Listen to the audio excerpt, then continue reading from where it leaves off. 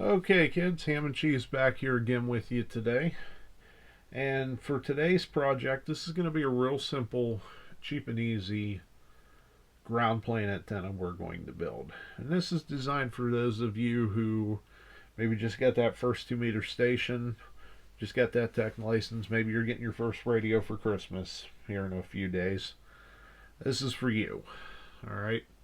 This is going to be a real easy way to get up, get on the air, work your local repeaters, and work some simplex contacts as well, and also get you into how to build and modify and things like that. This is a great little starter project for that type of stuff. Alright, so for today we're going to need 3 items. We're going to need some wire, and for this project, to keep this real cheap and easy and a great starter, we're going to use the Vulcan MIG wire here. This is a .030 diameter. This comes off the shelf right at Harbor Freight. I think I paid $8 or $10 for this roll, and it's a 2-pound roll. A lot of material there for next to nothing. Okay. Next item, this is a barrier strip. Okay. And this is the Ideal 89-610 barrier strip. This is what we're going to use to make connections to our chassis plate. And of course we need a chassis plate as well, which we've all seen those before. Simple SO239 connection. And this would sit in your radio like so. Okay. For today's tools, very simple. We're going to need some type of cutting device. For this we'll use our simple Gardner benders. We're going to need a screwdriver. So we'll use our simple screwdriver there. This is the one that comes out of that set of Harbor Freight. I think they're, just looked at these the other day, I think they're $6.50 or something now. Get a whole bunch of different tips and that in them. Nice little set. And last but not least, we're going to need some type of measuring device. And for this, we're just going to use a stainless steel yardstick. So let's get into these pieces just a little bit here. Okay, so the first thing we're going to need to do is we're going to need to harvest our wire here. You can use coat hangers for this. If you do that, you're going to have to sand them down a little bit, or you're going to have to use a larger barrier strip device, which we're going to talk about here in a second. But for this purpose, like I said, we're going to use MIG wire. Something else this is good for too. You guys that do SOTA, POTA, you're hiking in, packing stuff in real easy. This stuff's super flexible, and it's a great way to break down an antenna in a hurry. Maybe you want to set up a 2-meter station for field day or something. This would be an outstanding way to do that as well. So the first thing we need to do is we're going to need to pull some wire here. And when you go to do this, be extra careful. Okay, as you can see, this stuff's very stringy. Wants to give quickly. You can see it right there. Okay. And all you want to do is take some of this, and you're going to pull off about 40 or so inches. Now we go a little extra because we want to make sure that we have enough for this, that when we go to make our cuts that we're going to need enough. And when we do this, all it is, simple snip, like so. And then hold on to that tag end that comes off. And these have holes throughout. So you can see right here, there's one. There's some on the bottom. They're all over the place.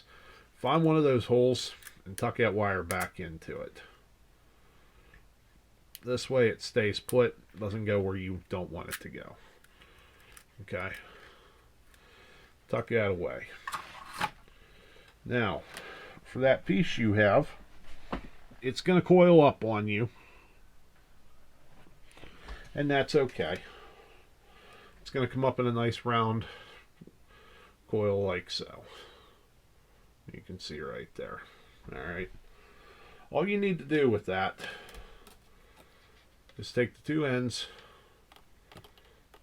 put them together, and just start pulling back on it. And all you're trying to do is straighten it out. Straighten it out, straighten it out, okay? And eventually it's going to come up with a loop at the end, like so. Now, what we want to do is we want to take this and braid it. So we're going to take that loop end. We're going to put it in our fingers. We're going to hold it kind of like you would a pair of chopsticks, if you know how that works. All right. And all we're going to do is we're going to start a twist. And just enough to get it going. Okay. Once we get it going, we're going to take one of those ends, put it above the thumb, and one at the bottom, and we're just going to keep twisting. And it's going to twist on you, and that's okay. Just watch. If you want to wear long sleeves, that probably wouldn't be a bad idea. But you're just going to keep twisting like so. And after you twist that out, eventually you're going to have something that looks a lot like one of these. And you can see there, it twists out. We're going to take that twist, and we're going to cut it for the purpose of 2 meters right here to 19.25 inches. Okay, so there's 19 and a half, 19 and a quarter. And that's where we're going to cut it off at. And we're going to need 5 of those all together. And you'll see why here in just a second. Okay, for the next part of this build, we're going to talk about this barrier strip now. And what we want out of this barrier strip, if you can see here, or as you can see here rather, there's screws that go inside of this thing. What we're going to do is we're going to take those, and we're going to unscrew it as far as we can. Now this one's already stripped out, so we'll go over to this next one. We're going to unscrew this as far as possible. Nice and loose, okay, until it doesn't move any longer. And then the purpose of this, to get these parts out, is we want to put some pressure on it, and you can see it's already starting to move there. And if you do this right, all it takes is a little bit of a hit, like so, and it'll come out. If it doesn't, that means one of these screws is still in there, and you may have to work a little bit more with it to get it up, just like that. If these screws are topped out at the very top, you have it up far enough. So you just take that thing again and give it another hit, and if you hear that snap, you did it right. And you just pop it out like so. Then the screws just pop out from the top. And you can either get a pair of pliers out to get these, or just get the end of that tip in there and they'll drop right out. Like so. This is the part you want out of this, okay?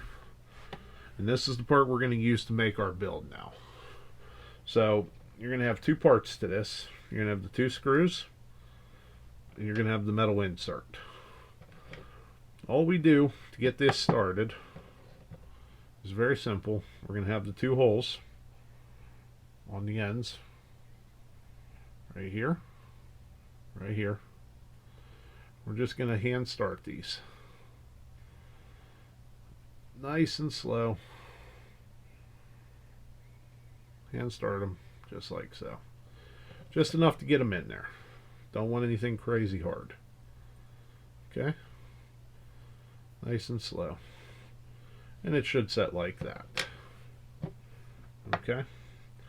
Next thing we're going to do is we're going to take our SO239 connector, and we're going to find the inside solder point here. If you have a solid one of these, you can do the same with this. You just need to find a spot where it's going to set. Okay? And you want to take this and set it down as far as you can. Okay? And you want it to try to be on the inside. If it doesn't want to sit down, loosen that up a little bit and give it a little more push. And then take that and start tightening it down as far as you can. If it doesn't want to go with hand tight, put your fingers on the end, just like so, and start to tighten it down. And now you only want to do the bottom part of this, and just go until it stops. like so. See how it didn't sit there? That's because it wasn't in correctly. So back it out. And again, lay that screw flat. And if it's not flat, take it all the way out, just to the very end. When you look down through this, if you can see down in there what you can, there's a little metal strip there, right there. That thing has to be completely flat for this to work. Now this is only for this one. But you take that again and reseat it. You push it on there as far as you can. See how I got that on that time? That means I had it opened up far enough. And then you just take that and you just tighten it down until it stops.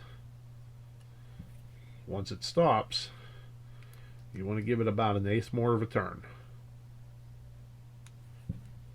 And it should form a seat there that will not move. Okay?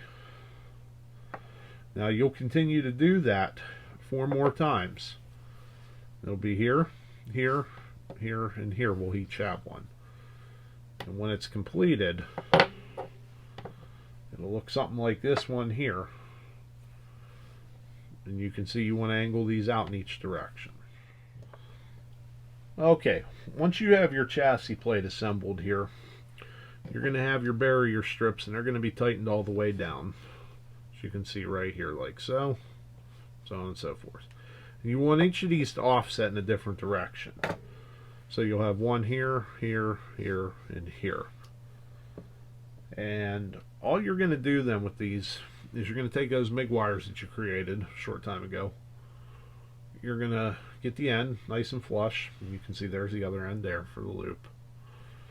And all you want to do is take this and insert it down into the slot you've created here. Okay? And this is again one of these points where you have to have these screws out. And then you can take that and you can start to tighten that down by hand. And then once you get it so far, just take your driver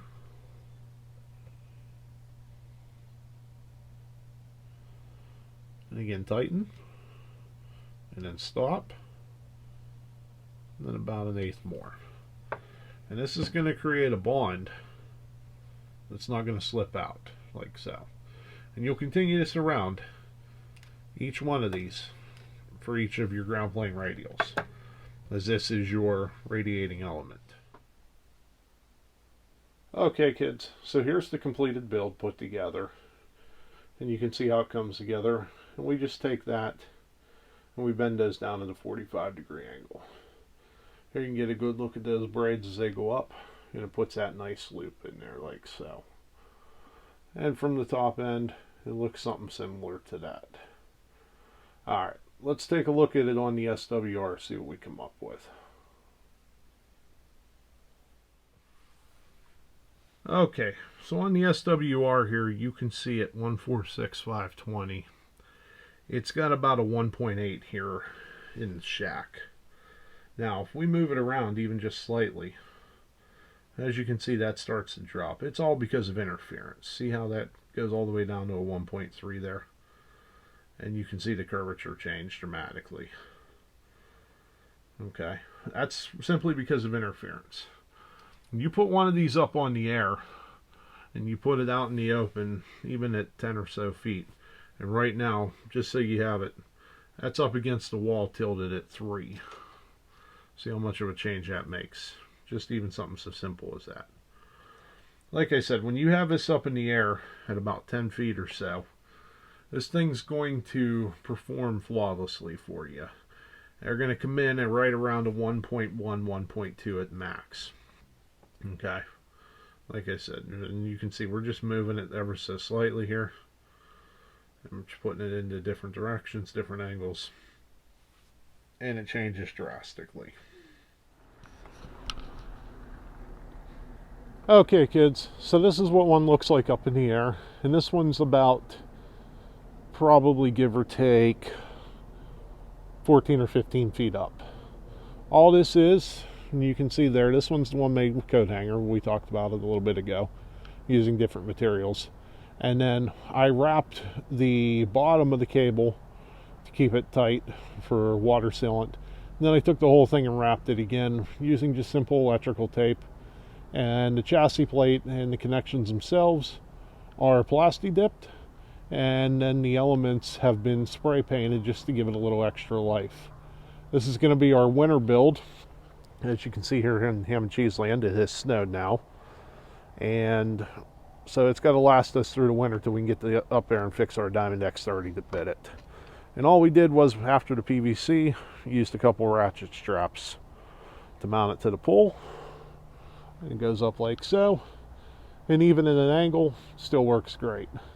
And then for the purpose of running it, just some RG8X laid out, and you'll see here with the SWR in a minute, none of this affects the overall performance. Kilo Charlie 3, Victor Charlie X-Ray, Kilo Charlie 3, November Hotel Echo. Good afternoon, sir. Good afternoon. I'm out here on my new 2-meter J pole, copper pipe configuration. Over. All right, very good, sir. Actually, that's funny you say that. We're doing a YouTube video here right now, testing out a 2-meter homebrew ground plane. QSL? Yeah, that's great. This thing's working pretty good here. I'm on 20 watts. I got it hoisted up at about 50 feet. Over. All right, yeah, very good, sir. The name here is Gary, Golf Alpha Romeo Yankee, and I'm located in Blairsville, Southern Indiana County. Your name and QTH? My name is Ted. I'm located over here in Apollo, PA. It's actually Washington Township, Westmoreland County. Over. All right, yeah, very good, sir. You're making the trip very nicely. Good signal. I got a little bit of steam today, but I tend to get that from this repeater. So what you're doing is working very well, my friend. Currently, I'm coming at you at about 10 watts off of the Yaesu FT991A. Roger that, yeah. All right, kids. So there you have it. A real-world application of the homebrew ground plane. Up in the air, we're testing it, and as you can see, it works flawlessly. Flat 1-to-1 SWR. Just happened to get lucky and find somebody on the local repeater who was doing the same with their end. And it's always fun to do that and try new things out as well. And hopefully, as you can see, he's a fairly new ham. He's getting on the air, he's learning, getting stuff works for him. And now we got stuff that works for us as well. So have fun with this. Look down in the description for all the tools and parts for today's build. And keep it cheap and easy, just like me. Merry Christmas from Ham and Cheese. And I hope you get something good from Santa under the tree there. And whatever it is, enjoy it. Have fun with it. And just keep on building and keep on growing. 7-3, kids.